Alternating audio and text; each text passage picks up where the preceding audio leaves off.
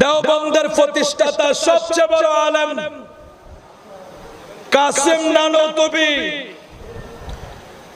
ওনার নিজের লেখা কিতাবের নাম আবে হায়াত।